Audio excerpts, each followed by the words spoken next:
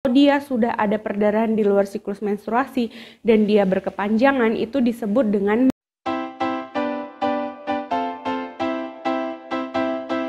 Bismillahirrahmanirrahim. Assalamualaikum semuanya. April Sulistianingsih di sini. Nah, di video kali ini aku mau menjawab permintaan teman-teman untuk aku ngebahas tentang kelainan menstruasi. Jadi menstruasi itu kan ada batasan normalnya gitu ya. Tapi juga ternyata nggak semua menstruasi itu berjalan dengan baik. Nah, pada suatu kondisi di mana tubuh kita itu ada gangguan, maka menstruasi itu tidak akan berjalan dengan normal.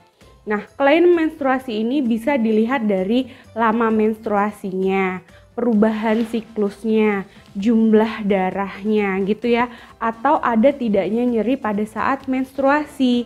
Jadi kita akan membahas untuk menstruasi biar teman-teman tahu mana batasan menstruasi yang normal atau enggak, dan apakah menstruasi itu kalau ada kelainan berbahaya atau tidak gitu ya. Oke. Nah, kita tahu bahwa siklus menstruasi itu normalnya adalah 28 hari dikurangin 7 hari dan 28 hari ditambah 7 hari, yaitu sekitar 21 sampai 35 hari.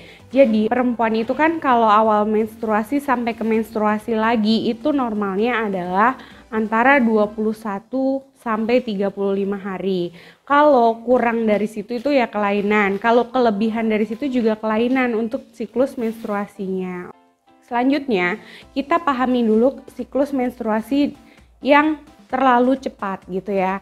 Jadi kan kalau normalnya itu 21, nah terlalu cepat berarti kurang dari 21 hari gitu. Nah, kurang dari 21 hari ini yaitu kita sebut dengan poliminor gitu ya. Kalau minor itu artinya menstruasi. Jadi kalau dia poli itu berarti artinya banyak, yang berarti siklus menstruasinya lebih banyak atau lebih siklusnya itu lebih cepat gitu dari yang seharusnya, yaitu kita sebut dengan poliminor gitu. Nah, itu yang kurang dari 21 hari. Nah, kalau siklus yang lebih panjang yaitu siklus lebih dari 35 hari, maka kita sebut dengan oligominor. Jadi siklus menstruasinya itu terlalu panjang, lebih dari 35 hari. Tapi bukan karena adanya kehamilan gitu ya. Nah, itu.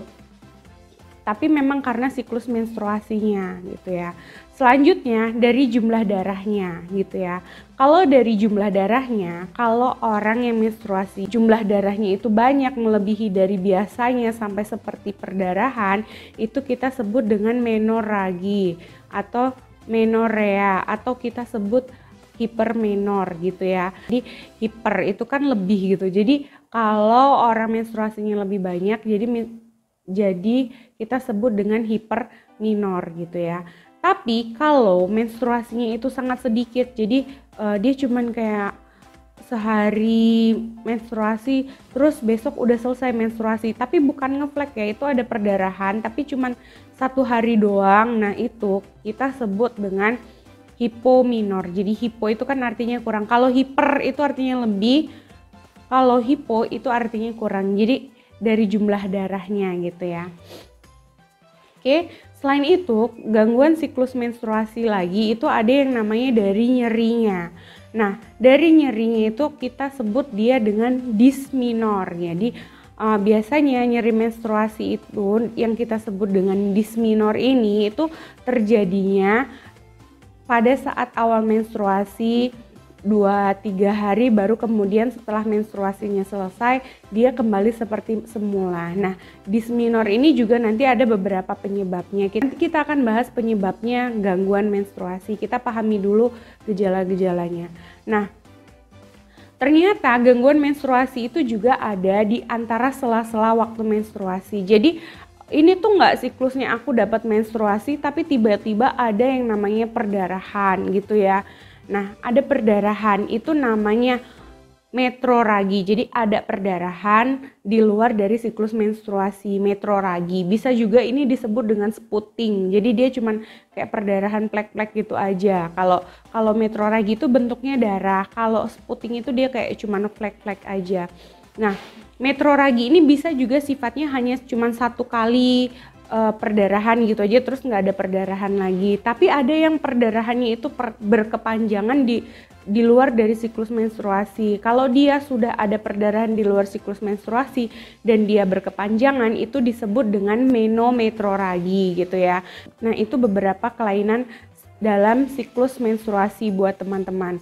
Nah, untuk faktor-faktor yang mempengaruhi kelainan menstruasi itu banyak gitu ya. Yang pertama, faktor kelainan siklus menstruasi yang dia banyak itu faktor stresor. Jadi kalau misalnya nanti beberapa orang yang tahu-tahu siklus menstruasinya itu berubah, yang awalnya dia cuman 28 hari tiba-tiba dia bisa mundur menjadi 35 hari atau dia bisa mundur sebulan 2 kali gitu ya. Biasanya kalau poliminor dia mundurnya jadi sebulan 2 kali. Nah, itu tuh biasanya faktornya bisa karena stres gitu. Coba kita lihat apakah sebulan terakhir ini kita banyak terpapar stresor.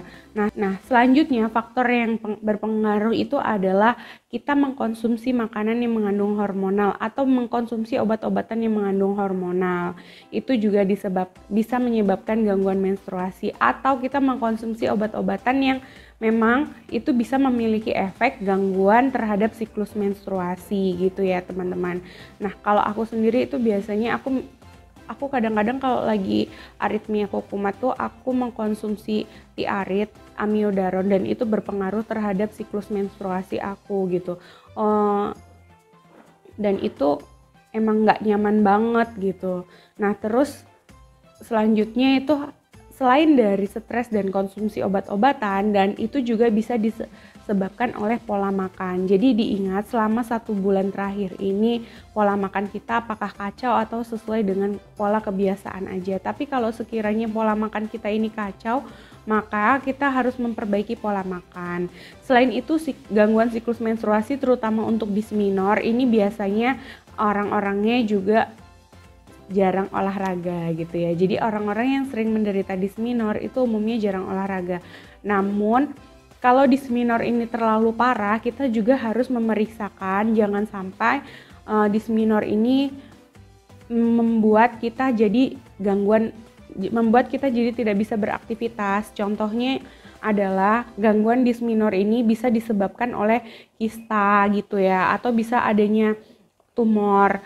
Terus atau misalkan misalnya ada gangguan endometriosis gitu. Nah, itu buat teman-teman yang misalkan gangguan menstruasinya itu sangat mengganggu banget, kita harus memeriksakan ke tenaga kesehatan gitu ya.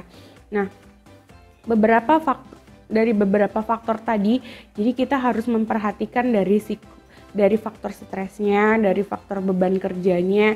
Jangan-jangan aktivitas kita itu, jadi sebenarnya mungkin dari pikiran kita nggak stres, tapi secara dari tubuh kita itu stres gitu. Jadi beban kerja aktivitas selama 1 bulan terakhir ini lebih berat bila dibandingkan dengan beban kerja sebelumnya gitu ya. Dulu kalau aku tuh pernah berdasarkan gini ya, kalau pengalaman aku itu gangguan siklus menstruasinya itu adalah poliminor, dimana aku menstruasi sebulan sampai 2 kali gitu. Dan itu kalau gangguan poliminor itu yang berbahaya itu apa, bahwa karena kan orang keluar darahnya lebih banyak gitu, biasanya resikonya tuh terjadi anemia. Jadi pokoknya kalau perdarahannya itu banyak, atau misal kalau dia menoragi perdarahannya banyak atau perdarahannya sering atau poliminor, itu kita harus hati-hati bahwa itu menderita anemia. Aku juga sudah waktu itu berobat ke dokter, cuman tidak terlalu efektif, siklus menstruasinya juga tidak bagus, malah aku banyak spotting gitu. Tapi akhirnya aku coba untuk herbal, aku waktu itu pakai kutus-kutus gitu dan ternyata malah poliminor aku itu sembuh, dan aku malah berhenti itu gangguan poliminornya gitu. Nah, aku sih nggak tahu kenapa waktu itu kutus-kutus malah bisa bikin aku sembuh gitu. Mungkin perlu ngebahas di video selanjutnya kenapa pengobatan herbal itu juga bisa efektif untuk pengobatan menstruasi gitu. Tapi cuman yang aku rasain waktu itu pas aku nyobain kutus-kutus itu, minyak kutus-kutus itu, siklus menstruasiku yang dari poliminor itu bisa langsung sembuh. Nah gitu. Nah, aku juga nggak tahu, heran nih. Jadi waktu itu aku ngolesinya di bagian perut bagian bawah, terus di bagian punggung dan telapak kaki. Jadi emang langsung sembuh di siklus menstruasi selanjutnya itu udah langsung kembali ke 28 hari gitu. Padahal aku waktu itu mengkonsumsi obat hormonal untuk mengembalikan siklus itu juga agak lama gitu. Tapi ya nggak balik-balik ya, tetap aja poliminor. Kalau saya nggak minum obatnya tahu-tahu sputing gitu. Tapi selama saya melakukan itu, saya juga memperbaiki dari aktivitas, pola makan, faktor stresor juga saya perbaiki sehingga siklus menstruasinya ikut berubah. Oke, itu aja teman-teman. Sekiranya materi ini itu bermanfaat buat teman-teman, jangan lupa like, comment, share, dan subscribe ke channel ini. Kalau misalkan nanti kalau misalkan ada kritik dan saran, komen aja di bawah apa yang kira-kira bisa ngebantu channel ini berkembang. Oke, terima kasih ya. Assalamualaikum warahmatullahi wabarakatuh.